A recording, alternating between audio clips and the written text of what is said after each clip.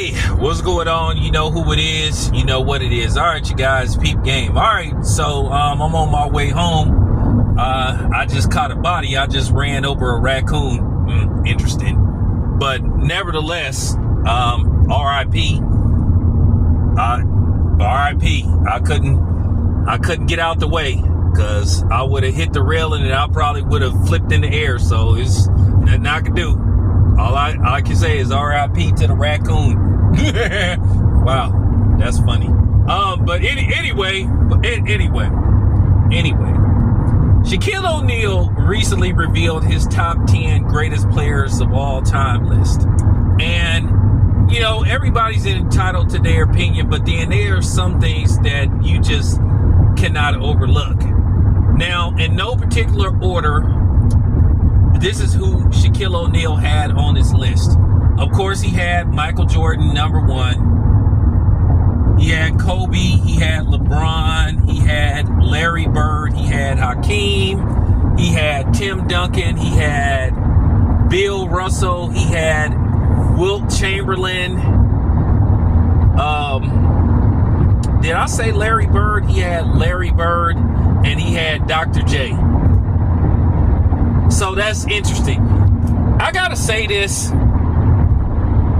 The disrespect that people show Kareem Abdul-Jabbar is just mind-boggling.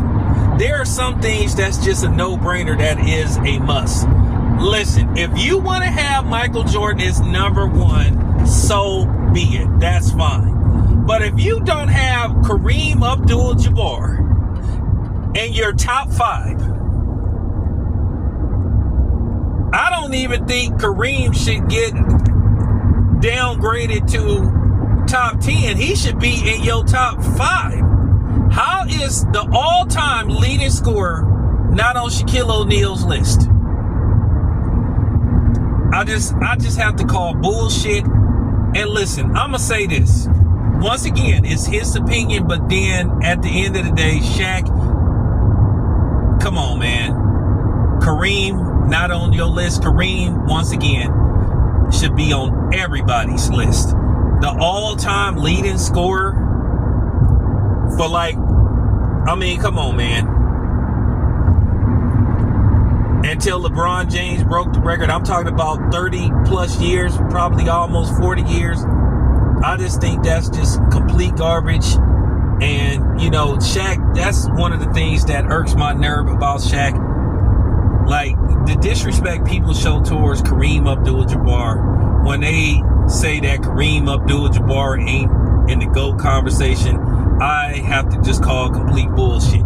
Kareem Abdul-Jabbar was arguably the most dominant high school player, most dominant college player, the sky hook, multiple scoring championships, multiple league MVPs, finals MVPs. And to just see him just disrespected the way he is by his peers, by former basketball players, and then to a certain degree current basketball players. Listen, y'all, I did see Kareem towards the tail end of his career. You know, I started watching basketball around, I was born in 74, but I remember starting to follow basketball around 70, 79, and Kareem was still effective. Now, his hair started thinning and everything, but he was still effective. I didn't see the Milwaukee Bucky Kareem because I wasn't born, but I did see the latter years of the Lakers, and he was a hell of a basketball player. And Dr. J, I gotta say this. If it's two people that I would leave off that I wouldn't have on my top 10 list, I'm sorry. I can't have Dr. J on there because Dr. J best years were when he was in the ABA. And I'm sorry, y'all. That's just real talk. I'm a big Dr. J fan, but I can't have him in my top 10. Larry Bird. Okay, fine. But you can float Larry Bird around. Larry Bird, you can actually kind of float Larry Bird in between 10 and 15. Bill Russell, greatest winner, arguably greatest defensive player ever, but offense matters too. And Bill Russell had a career average of 16 points a game. Okay. So I don't know if I could, and yes, he won 11 championships, but man, I just don't know about, when I think about it, I just don't know if I could put him in the top 10. Once again, Bill Russell could float around in that between 10 and 15. I'm just sorry. I feel like there's a few people that I feel like should be above him.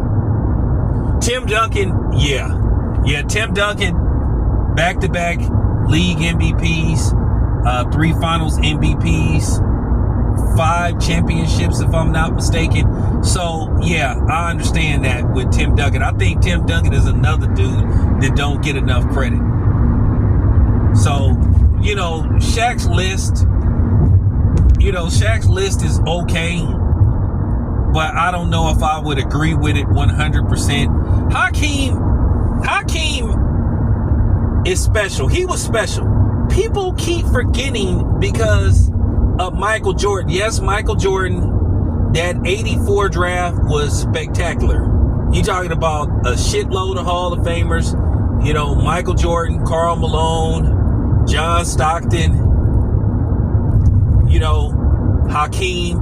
People keep forgetting. There's a reason why the Houston Rockets tanked their season, even though they drafted Ralph Sampson and tanked their season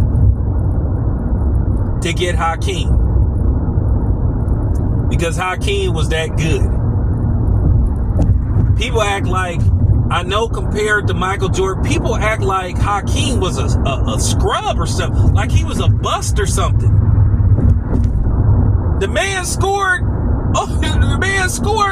like 26,000 points. And that's the problem. Everything is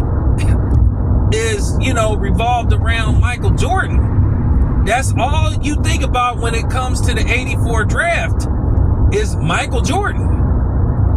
But that 84 draft had some players in it. I mean, Kevin Willis. I mean, come on, man. So that's why when I think about it, I just think to a certain degree Shaq is full of shit. And Shaq can be petty like that, but for him not to have Kareem in there, the second leading all-time scorer now, who had the all-time leading scoring record for over 30 years, 30 plus years, almost 40 years. Come on, Shaq, man, you better than that, bro. You know better than that. And I would question Shaq. That's why everybody was like, huh? Cornbread Maxwell was like, how do you not have Kareem? And like I said before, the disrespect people show Kareem Abdul-Jabbar really pisses me off.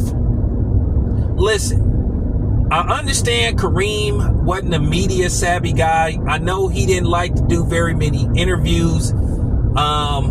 He just wasn't a media guy, and I understand that rubbed people the wrong way. Even Kareem says he regrets it, but I feel like he shouldn't be punished for that. But that's the problem with these writers. They hold grudges. And when I heard Skip Bayless sitting up there trying to disregard Kareem Abdul-Jabbar's accomplishments, like, that's when I knew that Skip Bayless is a fucking moron. He full of shit.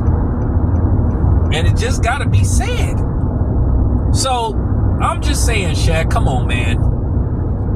You don't have Kareem in your top 10. Once again, Kareem should be in everybody's top 5. I can make an argument, maybe top 3. Now, I know for sure Shaquille O'Neal had Jordan number 1, Kobe number 2. Listen, oh boy. He had LeBron number 3. I'm gonna say this much about LeBron. I can make an argument that LeBron don't belong in the top 5, top 3. You know why? Because he's under 500 in the finals.